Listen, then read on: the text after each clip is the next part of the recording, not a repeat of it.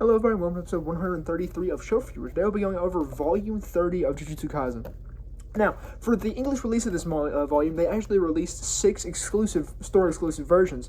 And the one I ended up picking up was the Walmart one, because it has my goat on it. But the big thing I don't like about this one is the green spine, because as you can see back here, all the other Jujutsu Kaisens are white, so I honestly think I'm going to pick up a original version of the 30th volume as well, so it matches with my collection back here.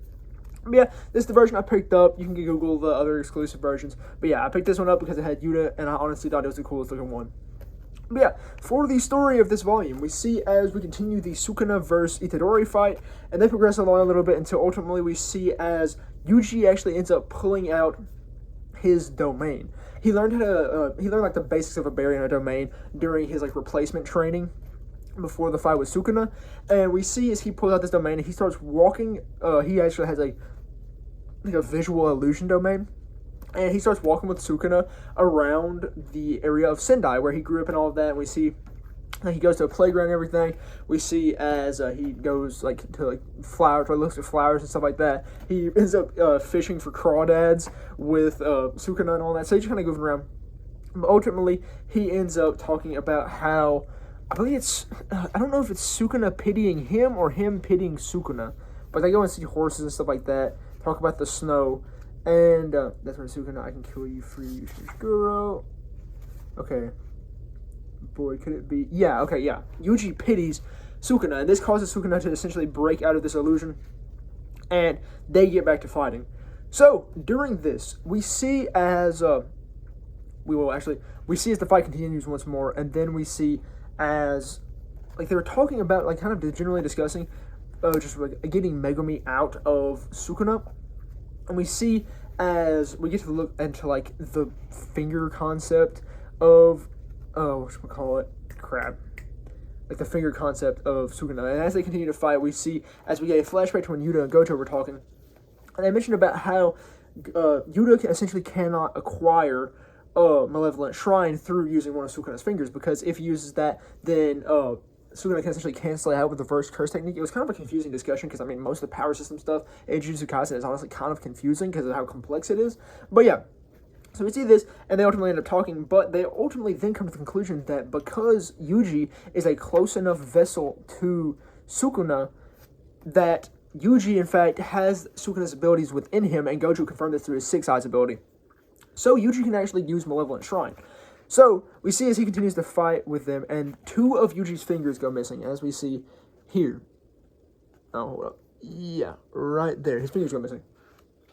And we see as Sukuna's finger is a bluff, in fact, because it says, "Will fulfill the copy conditions for Malevolent Shrine. Wasn't my finger, but the boys." So now the ability of Malevolent Shrine has gone to Yuta. And after this, the finger that was used, which Sukuna presumed had been used up, actually was not used up, and they actually enshrined it. And then we see someone who we haven't seen in a while come out of nowhere. Nobara Kugisaki. So she is alive, and she ultimately ends up using resonance on his finger, which then causes spikes to shoot forth from Sukuna, as we see here. And then after that, Yuji is able to successfully pull a dismantle on Sukuna, which causes the cursed version of Sukuna to slowly rip out. And we see as then Yuji hits him with a black flash, kind of finish it off, and then they start to separate. We see in this really cool panel here of Sukuna, well, crap, you can't tell because there's so much stuff on that panel. We see, as Megumi right there, we see as Sukuna's curse is starting to fade off. We can see it in the black of Megumi's hair returning. And Sukuna, the curse ends up falling away and ultimately dissipating until Yuji offers him to remain within him again. But Sukuna's like, I can't do that because I am a full curse.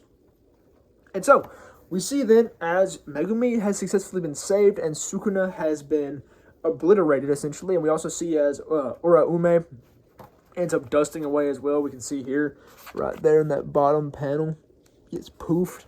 And yeah, so that's honestly where the Sukuna battle ends. So then our next main chapter ends up with us seeing as Yuta is pursued by the crew. They're like, yo, they're accusing Yuta of a bunch of crap because he could have technically ended the Sukuna fight more easily and earlier, but it ultimately ended up working out anyways. And we see then as they start to talk, and ultimately we need to discuss the new shadow style. And the new shadow style is revealed kind of like the simple domain concept. And it's revealed to be a kind of gate-kept ability because it was attempting to monopolize the use of simple domains. The new shadow style was by requiring binding vows to be taught the new shadow style and having a unknown master among them. And this led to the death of many more sorcerers than was required in the Culling games and against Sukuna, because if they would have had simple domains, they would have been more able to more easily combat the effects of Sukuna and all of that. So we see as Mei ends up hunting down, because we see as they talk about this, and we see as Mei actually ends up hunting down the head, because we see as the dude who uses new shadow style is like, no, I'm the head, but ultimately Mei ends up searching down the head and finding them. And this is because, like, we actually see as they kind of goofily joke about her and Wee and Mei kind of discuss some stupid stuff about, like, greed and stuff like that, about possibly monopolizing it themselves. But she ends up hunting this character down, the actual boss of the new shadow style technique, and kills them, because what they were attempting to do was attempt to monopolize on the use of simple domains to slowly allow the Gojo and Zenin clan to wipe themselves out so they could reign supreme over the world of Jujutsu. But yeah, they get wiped out in the end. And then we see things kind of play out a little bit more. We see as, like, for instance, well, this actually happened beforehand, but we see as Nobara, I'm going to focus more on them now. We see as Nobara and Megumi end up getting letters for Gojo before he actually died. We see as Nobara is revealed to by Gojo, pseudonymously, or however you say it, that he knows where her mom is and all of that. And we see that Megumi ends up getting the message. I'll read it to you right now. Sorry, Megumi, but your dad's a goner. I wasted his... But yeah. And he got a little goofy, little drawing down there. My bad. But yeah. So we see as this plays out, and then all the Yuka stuff ends up... Not Yuka, but the Yuta stuff ends up happening. And then we see as Megumi kind of visits the grave of the Fushiguro family, because obviously his sister did die. And we see as Gojo and Geito's friend, I can't remember what her name is, she's the doctor, and she helped prepare all of their bodies and all of that. And we see as Maki ends up going back to the colony areas so she can meet up with the sumo dude and the katana dude again, and just kind of tell them what's going on. We see then as we look at these two, well, at least that cornball and Geito, and they're just kind of chilling together, which is odd. Well, not Geito, but Kinjaku. They're just kind of chilling together. Then we see the little dude's name's I, the little Jewish guy, and he goes and tries to make apologies with that dude that he bullied that one time. And yeah, we also see get a brief glimpse of Higurama, like, eventually possibly joining with the Jujutsu sorcerers. Then we see as Megumi and Hana end up meeting up, Also, I forgot to mention that I was like in the first chapter of this one, we saw as Yuji and Sukuna were actually able to avoid Jacob's ladder by climbing up it rather than taking a hit to it. So that was actually kind of a cool scene. But yeah, then we see as all these other things kind of play out. Then we get like a brief, like little short, not really useful, like 2 chapters of Megumi, Kugisaki, and Itadori, or Yuji, going about and solving like the occurrence of this one cursed user, and because we see this couple is affected because the woman keeps seeing her husband, not her husband, but her boyfriend in a very odd manner, because she's like googly eyes and all that, and she ultimately ends up calling the curse, calling the Jujutsu sorcerers, and we see as they end up pulling up, finding out that this dude's technique is only applicable within a 100-meter radius, so they end up putting him in the top floor of this hotel, where they ultimately find the dude who's using the techniques, and they take him down and arrest him. And then Yuji's talking with him afterwards. He's like, yeah, bro, I want you to go with us and join us after you get back out, so you can essentially reform your life and everything. But yeah, then we get this panel discussing, here, what's it specifically stated as? Because my cursing inflicts the soul, it's kind of a residue. This is kind of a residue. This place is a passageway for the circulation of souls. So we see that Sukuna and Mahito are in this place for the circulation of souls. And they just kind of talk briefly, and Sukuna mentions about how he had 2 chances to kind of live his life, and now he's going to go off and live his life because he lost, and now Mahito is left in this kind of purgatory area. Yeah, so then we just kind of get some wholesome panels. We actually get to see that Sukuna's finger was returned to where it once was originally. And it actually kind of looks like Celebi Shrine from the Gen 2 Pokemon games, which is kind of funny. But yeah, so then we get our little epilogues. We get to see as Yuka Ozawa, who was Yuji's like little woman who was crushed on Yuji like early on in the story. We see they meet up and all that, and they kind of talk and everything. They mention about how they were worried about each other and all of that. And then we actually get to see a first glance at Yuka and Sugiri, who are the protagonists of Modulo, which I've went over in my Shonen Shorts.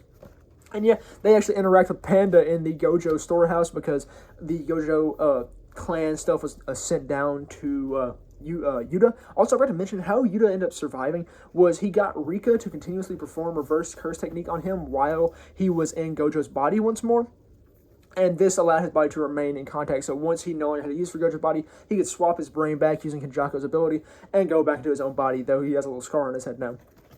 Yeah, and we see his Panda actually interacts with him in the storehouse because he kind of got shut down as a cursed corpse, but he moves every once in a while. Then we see as Kugisaki's mom and Kugisaki have a meeting, and we see that Kugisaki's, or no, Nobara, I'm going to call her Nobara, but we see that Nobara's there just kind of laugh at her mom and to fulfill Gojo's wish. And we see that her mom's kind of a bum and was never good at a sorcerer, but she wanted to kind of keep her own mother, Nobara's grandmother, satisfied and everything. But ultimately, when she's ranting on like this and talking about her nefarious lifestyle, Nobara's grandmother ends up pulling up. But yeah, so then we get to the Uraume epilogue, which kind of just shows how Uraume and Sukuna originally came in contact. He mentions about, Sukuna's actually talking about how all of his parents died by growing cold and all that, and Uraume is a frost user. So he pulls up like a moose and he's like, yo, can you freeze this for me? And then they ultimately end up preparing the moose eventually, and they just kind of go off together and are chilling. And the last words of Jujutsu Kaisen, at least the original manga, are, "Bwahaha, same goes for you, Uraume. You never turned cold, even being at my side." So showing that kind of nice little connection between Uraume and Sukuna.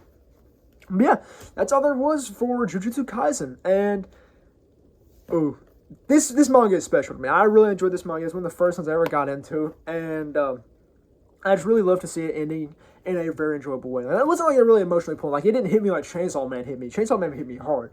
But this, I just really enjoyed it. It was really satisfying to see the end. And it sucks. I every month or so, I'm always looking forward to getting a new Jujutsu Kaisen volume. And I won't have any more new content because I've read through all Jujutsu Kaisen. I've read all of Modulo already. So I will be collecting the 3 Modulo volumes just for possible extra content in there and to have in my collection. But yeah. It's going to suck to not be able to read this anymore, at least every week. But I do enjoy it, and I love it, and I would highly recommend it to anyone, because Jujutsu Kaisen is a great, like, entry-level manga. It will get you hooked, and it's phenomenal. Like I said, Calling Games arc in this fight, where they Sukuna versus everyone arc, it's all phenomenal. I really enjoyed it. It's called, like, Inhuman Makio something or another. What's the actual name of the arc? Inhuman Makio Shinjuku Showdown. Yeah, so, I highly recommend this. Like I said, it was a cheap book. It only cost me $9 at Walmart for this cover, so I'd highly recommend going and getting it. And, it was just genuinely great all around. I loved the art. I loved Gege Akutami's story here. And I can't wait to see what he produces next. I know now that I have read all this, I'm ready to see what else he does. I'm ready to see what else Fujimoto does and all that. So, yeah. So I'm just ready to see some new stuff from some manga authors who've created great stories and finish them up. So yeah, that's all I really have to say, and that's all there really is for Jujutsu Kaisen Volume 30, and all there really is for not Jujutsu Kaisen, but Shelf Review, episode 133. So thank you very much for watching.